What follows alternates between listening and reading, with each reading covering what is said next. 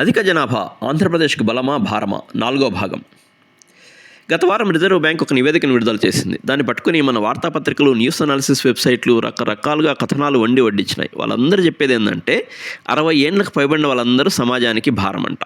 వాళ్ళు చెప్పనేది ఏంటంటే జీవన ప్రమాణాలు మెరుగవడం, ఆరోగ్యం గురించి అవగాహన పెరగడం, వైద్య సౌకర్యాలు విస్తృతం కావడం మొదలైన కారణాల వల్ల రాబోయే కాలంలో సగటు ఆయుర్దాయం ఇంకా వేగంగా పెరుగుతుంది. అంటే దాని అర్థం వయో భారం కూడా అదే స్థాయిలో పెరుగుతుందనా?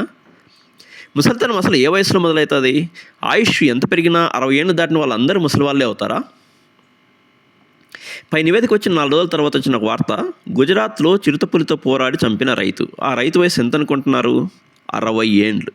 ఇంకో ఉదాహరణ, మా ఊర్లోనే ఒక ఆయన 85 ఏళ్ల వయసులో కూడా తమలపాకు తోట వేసినాడు. తోట పని స్వయంగా చేసుకుంటాడు. రాబోయే రోజుల్లో ఇట్లా ముదిమి వయసులో పనిచేసే వాళ్ళ సంఖ్య ఇంకా పెరుగుతుంది కూడా.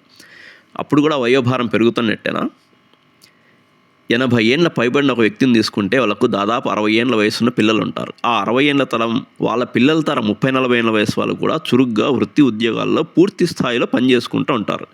ఈ వాస్తవాన్ని గుర్తించకుండా ఆ 60 ఏళ్ళ వాళ్ళని కూడా ముసలి వాళ్ళుగా సమాజానికి భారంగా పేర్కొనడం వాళ్ళని అవమానించినట్టే. అట్లే యువతరం జనాభా తగ్గిపోయిందని జనభారాన్ని పెంచేయకూడదు. విమానాలు నడిపే పైలట్ల రిటైర్మెంట్ వయసును ఎయిర్ ఇండియా 65 ఏళ్లకు పెంచింది. విమానాలు నడపడం కంటే ఎక్కువగా శారీరక మానసిక దారుఢ్యాలు అవసరమయ్యే ఉద్యోగాలు ఎన్నుంటాయి మీరే ఆలోచించి చెప్పండి. ఇక అదే ఆర్బీఐ నివేదికను పట్టుకుని ఒక న్యూస్ అనాలిసిస్ వెబ్సైట్ చేసిన విశ్లేషణ, మనలాంటి ధనిక రాష్ట్రాల్లోని యువత ఇతర ప్రాంతాలకు వలసపోవడం వల్ల అనాథలైపోయిన మనలను వృద్ధాప్య దశలో ఆదుకుంటున్నది బీమారు రాష్ట్రాలే. ఈ ఆదుకునే అవకాశం వాళ్ళకి ఇవ్వకుండా స్వయం సమృద్ధత సాధించాలంటే మనం కూడా అధిక సంతానం పేదరికాల్లో వాళ్ళతో పోటీపడి వాళ్ళను అధిగమించాలి. మనం ఆ దశను దాటి పైకి వచ్చేస్తున్నాం, అది మంచిది కాదు. మళ్ళా కిందికి దిగజారి శ్లేష్మంలో ఈగల మాదిరి ఆ దరిద్రంలో కొట్టుకులాడాలా. అందరితో అయిపోలే. ఆ రాష్ట్రాల్లో పారిశ్రామికీకరణ పెరిగితే వాళ్ళు వలస రారు. దానివల్ల మనం కూలీలు దొరక్క ఇండ్లు కట్టుకోలేం, పంట కోతలు కోయలేం. దాంతో ఇండ్లు, నిత్యావసర సరుకుల ధరలు విపరీతంగా పెరిగిపోతాయంట. కూలీ పనులు చేసేవాళ్ళు తగ్గిపోయినారనే మీలాంటి వాళ్ళ బాధ చూడలేకనే దయగల ప్రభువులు ఉపాధి హామీ పథకంలో హామీ లేకుండా చేసినారు. ఇక కూలీలు దొరకరనే బాధ మీకు ఉండదులేండి.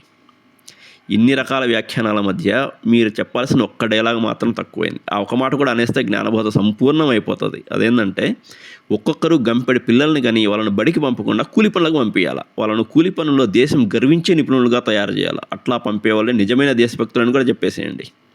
ఇది సీనియర్ జర్నలిస్ట్ మంచాల శ్రీనివాసరావు గారి మాటల్లో చెప్పాలంటే ఏమాత్రం ఇంగితం, కామన్ సెన్స్, బేసిక్స్ కూడా లేని పాత్రికేయం. కాస్త చదువుకున్నాలను పెట్టుకోవచ్చు కదా ఆ వెబ్సైట్ ఓనరుడు.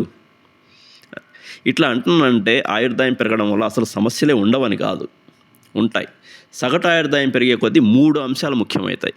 1, తమ పనులు తాము చేసుకోలేని పెద్దవాళ్ళ కోసం నర్సులు, సంరక్షకులు మొదలైన వృత్తులకు డిమాండ్ పెరుగుతుంది.